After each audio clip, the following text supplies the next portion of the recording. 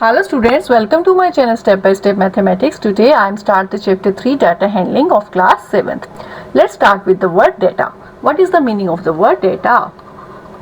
अब ये डेटा है क्या? डेटा होता है किसी भी रिकॉर्ड्स की कलेक्शन, तो कलेक्शन ऑफ रिकॉर्ड। कैसे रिकॉर्ड? अब ये क्या है? रिकॉर्ड्स क्या है? जैसे कि मैंने क्या किया, आपका क्लास टेस्ट लिया तो मार्क्स की कलेक्शन की, कलेक्शन ऑफ मार्क्स, या फिर मैंने आपकी क्लास के बच्चों की हाइट को मेजर किया तो हाइट के डिटेल्स से एक रिकॉर्ड बनाया, ये भी एक डेटा है।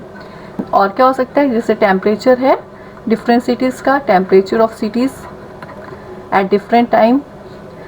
और क्या हो सकता है बेटा? पॉपुलेशन ऑफ कंट्रीज, सब कंट्रीज़ की जो पॉपुलेशन है उसका रिकॉर्ड। और ऐसे आपके पास क्रिकेट मैच है उसका आप एक डिटेल ले रहे हो, क्रिकेट स्कोर्स का। नहीं, इस सब को हम क्या बोलते हैं? डेटा बोलते हैं, क्योंकि ये क्या है? किसी न किसी रिकॉर्ड की कलेक्शंस है। क्लियर? अब क्या है बेटा, इसको हम हैंडल कैसे करते हैं? आगे वर्ड है हैंडलिंग। हैंडलिंग मीन्स हम इसको हैंडल कैसे करेंगे अब इस डेटा को। तो हम डेटा को हैंडल करना सीख चुके हैं लास्ट टाइम में। हम क्या कर सकते हैं? इसको या तो टेबल की फॉर्म में हम अरेंज करते हैं, जिसे कहते हैं टेबुलर फॉर्म, है ना, टेबल की फॉर्म में अरेंज कर सकते हैं इस डेटा को।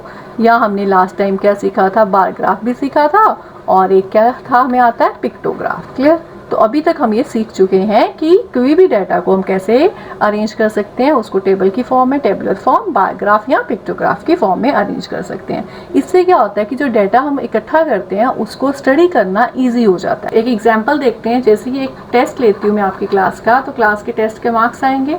तो क्लास में बच्चे हैं जो एक का नाम ए है, बी, सी, डी, ई, एफ, GHIG, इतने बच्चे हैं क्लास में। मैंने इनके मार्क्स पूछे, 5 मार्क्स का टेस्ट लिया। ए के नंबर आए 1, बी के आए 3, सी के आए 2, डी का 5, ई के 5, एफ के 4, देन 2, इसके भी 2 आ गए, इसके भी 2 आ गए, और इसके भी 2 आ गए। क्लियर? ये मार्क्स आ गए जब हमने टेस्ट लिया। क्लियर? अब मैं इसको अरेंज करती हूँ। एक तो ये मैंने डाटा इकट्ठा कर लिया, अब मैं इसको हैंडल कैसे कर रही हूँ। तो फर्स्ट जो हम करेंगे, इसको कैसे हैंडल कर रही हूँ मैं? टेबुलर फॉर्म में। तो टेबुलर फॉर्म के लिए हम क्या करते हैं बेटा? मैं यहाँ क्या लिखूंगी? मार्क्स लिखूंगी। मार्क्स कितने में से? 5 तक है, तो किसी का 1 आया, किसी का 2, ऐसे है। तो 1 2 3 4 5 यहाँ तक की मार्क्स आएंगे। अब ए के कितने मार्क्स आए? तो यहाँ एक वर्ड लिखते हैं टैली मार्क्स। अब ये टैली मार्क्स क्या है? जितने जितने मार्क्स हैं वहाँ हम क्या लगाते जाएंगे?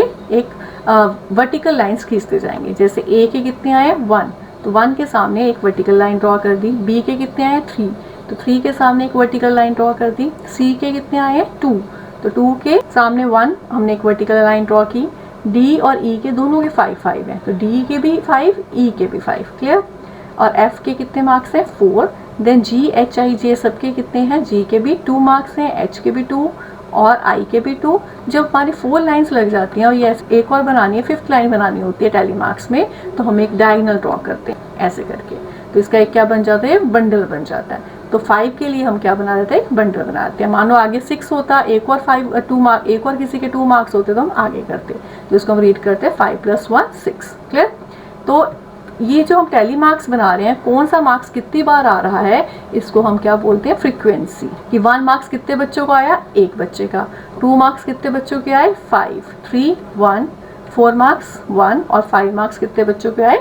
2 बच्चों के आए। क्लियर? तो इससे हमें क्लियर हो गया कि जो मैंने टेस्ट लिया था, तो मीन्स जो 5 नंबर हैं वो 2 ही बच्चों के आ रहे हैं, और बाकियों के क्या आ रहे हैं? बिलो 3 आ रहे हैं काफ़ी बच्चों के। तो एक बार फिर से आपको रिवाइज करवाने की ज़रूरत है। क्लियर? तो मैंने उसमें से इंटरप्रेट किया। मैं क्या इंटरप्रेट कर रही हूँ कि 2 मार्क्स वाले बच्चे हमारे पास बहुत ज़्यादा हैं, तो हमें चैप्टर दोबारा से करवाना पड़ेगा। पर ऐसे देखने पर हमें इतनी क्लेरिफिकेशन नहीं होती। क्लियर? इसी डाटा को हम बार ग्राफ की फॉर्म में या पिक्टोग्राफ की फॉर्म में भी कर सकते हैं। वो कैसे? जैसे पिक्टोग्राफ है, तो आप इसको कैसे करते हो? लास्ट ईयर भी आपने किया था।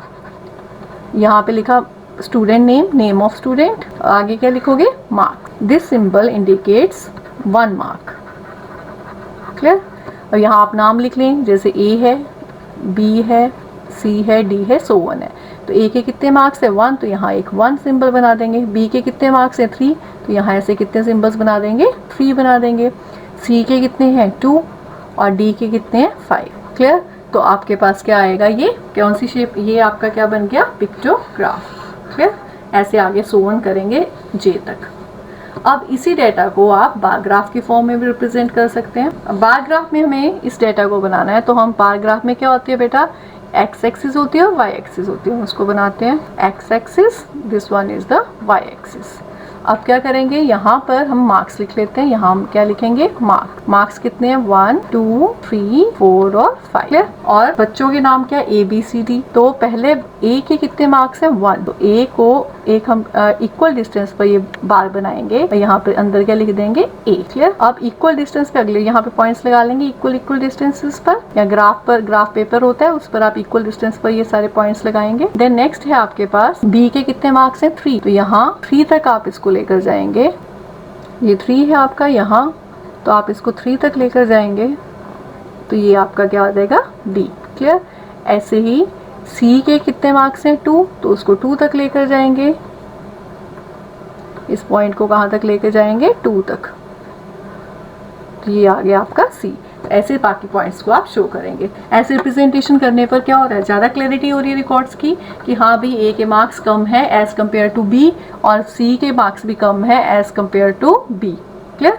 तो हम डाटा को इंटरप्रेट कर रहे हैं, इजीली इंटरप्रेट कर पा रहे हैं कि हाँ भाई इन तीनों में से सबसे कम मार्क्स किसके, ए के, देखते ही ग्राफ को, और यहाँ सबसे ज़्यादा मार्क्स किसके हैं, बी की। क्लियर। अब आगे चलते हैं, कुछ और टर्म्स है जो डाटा हैंडलिंग से रिलेटेड है, उसके बारे में जानते हैं। अब जो फर्स्ट टर्म है इससे रिलेटेड वो है मीन। मीन को हम और क्या बोलते हैं, एवरेज।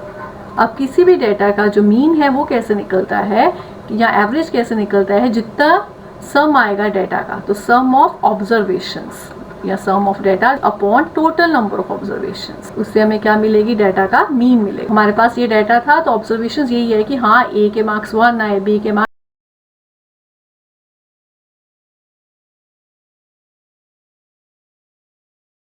3 है, ये क्या है मेरे पास, ऑब्जर्वेशंस है। तो इसका सम किया, दैट इज 1 + 3 + 2 + 5 + 5 + 4 + 2 + 2 कितनी बार है, ये आगे 4 टाइम्स है ना। और टोटल कितना है, टोटल कितना हमारे पास, 1 2 3 4 5 6 7 8 9। तो एक टोटल ऑब्जर्वेशंस कितनी है, 10। तो इन सबको सम करेंगे और डिवाइड बाय क्या करेंगे, 10। तो हमें क्या मिलेगा, मीन मिलेगा, या जिसे हम क्या बोलते हैं, एवरेज मिलेगी। तो देखते हैं, 1 + 3 4, 1 + 3 4 + 2 6, 6 + 10 16 + 4 20, 20 + 8 28। इसका सम आएगा 28 डिवाइडेड बाय 10, दैट इज 2.8। तो इसका मीन कितना निकला, इस डाटा का मीन कितना निकला, 2.8। क्लियर। इससे रिलेटेड अगली टर्म जो है उसको देखते हैं। मीन के बाद हमारे पास होता है मीडियन। मीडियन क्या होता है, जब भी कोई डाटा हमारे पास है उसको यदि हम असेंडिंग ऑर्डर में लगाएं या डिसेंडिंग ऑर्डर में, ये याद रखिएगा। सबसे पहले हमें डाटा को असेंडिंग ऑर्डर या डिसेंडिंग ऑर्डर में लगाना होगा। उसके बाद जो सेंटर की टर्म होगी, सेंटर की ऑब्जर्वेशन होगी, उसको हम क्या बोलेंगे, मीन। जैसे कि मेरे पास यहाँ 10 हमारे पास यहाँ पे 10 ऑब्जर्वेशंस हैं, तो मैं इसको कैसे लगाऊंगी, पहले डिसेंडिंग ऑर्डर में। इस टेस्ट के मार्क्स को डिसेंडिंग ऑर्डर में लगाऊंगी या असेंडिंग ऑर्डर में। तो मैं डिसेंडिंग में लगा रही हूँ। डिसेंडिंग ऑर्डर में सबसे पहले कितने मार्क्स आएंगे, 5 कितनी बार है, 2 बार है, देन 4, फिर 3, फिर 2 कितनी बार है हमारे पास, 5 टाइम्स है, और देन 1। क्लियर। तो ये मेरे पास आ गया डिसेंडिंग ऑर्डर। अब इसकी सेंटर की टर्म, अब सेंटर की टर्म कैसे होगी, 10 है तो सेंटर टर्म कौन सी होगी, ये 2 सेंटर टर्म्स होंगी, ये भी और ये भी, क्योंकि यहाँ पे हमने 4 लीव कर दिया, लेफ्ट कर दिया, यहाँ से 4 लेफ्ट कर दिया, तो बीच में कितनी टर्म्स आ रही हैं, 2। अब आपको क्या निकालना है, मीडियन निकालना है। तो मीडियन क्या आएगा, जब इवन नंबर ऑफ ऑब्जर्वेशन हो तो मीडियन कैसे निकालते हैं, जो सेंटर की 2 टर्म्स है उनका sum divided by 2, that is 4/2 which is equal to 2। या हम कह सकते हैं एवरेज ऑफ सेंटर टर्म्स, जो सेंटर में टर्म्स है उनकी क्या निकालनी पड़ेगी, एवरेज निकालेंगे। ठीक है। और यदि मानो डेटा में हमारे पास 9 ऑब्जर्वेशंस होती, जैसे कि मानो यहाँ पर 3, ये 1 नहीं होता। क्लियर। इस केस में आपके पास मीडियन क्या होता है, यहाँ भी आपके पास 4 इधर रह गए, 4 इधर रह गए, तो सेंटर में क्या बचा, सिर्फ 2। तो आप डायरेक्टली लिखते मीडियन क्या आएगा, 2 आएगा। तो मीन्स जब ऑड नंबर ऑफ ऑब्जर्वेशंस हैं तो मीडियन क्या होता है, जो बीच की टर्म होती है जब असेंडिंग या डिसेंडिंग ऑर्डर में डाटा को लगाते हैं। उसके बाद जो सेंटर में अकेली एक टर्म बच जाएगी तो उसको हम क्या बोलेंगे, मीडियन बोलेंगे। पर इवन नंबर ऑफ टर्म्स होंगी या ऑब्जर्वेशंस होंगी तो सेंटर की दोनों टर्म्स का हम क्या निकालेंगे, एवरेज। एवरेज आपको भी पता है कैसे निकालते हैं, 2 टर्म्स का, दोनों टर्म्स 2 ही टर्म्स बीच में होंगी, दोनों का सम डिवाइडेड बाय 2। एक और एग्जांपल ले लेते हैं, ऐसे हमारे पास 2 3 4 5 है। अब इसका हमें क्या निकालना है, मीडियन निकालना है। तो इसका मीडियन क्या आएगा, यहाँ सेंटर में 2 टर्म्स बची, तो 3 + 4 डिवाइडेड बाई 2, 3 और 4 का average, 3 + 4 divided by 2 it is 7/2, तो 3.5 इज़ द मीडियन। नेक्स्ट है मोड। जब हमने टेबल बनाया था तो जो फ्रीक्वेंसी मैक्सिमम बार आती है, जो ऑब्जर्वेशन सबसे ज़्यादा बार आती है, उसको हम क्या बोलते हैं, मोड बोलते हैं। तो इस केस में सबसे ज़्यादा बार कौन से मार्क्स रिपीट कर रहे थे, 2, तो इस केस में मोड कितना है, 2। 2 कितनी बार आया था, 5 टाइम्स। जब हमने टेबल बनाया था, टेबुलर फॉर्म में तुरंत दिखाई देता है, तो हमें मोड भी पता चल गया। तो हमने 3 टर्म सीखी अब इससे रिलेटेड, मीन, मीडियन और मोड। क्लियर?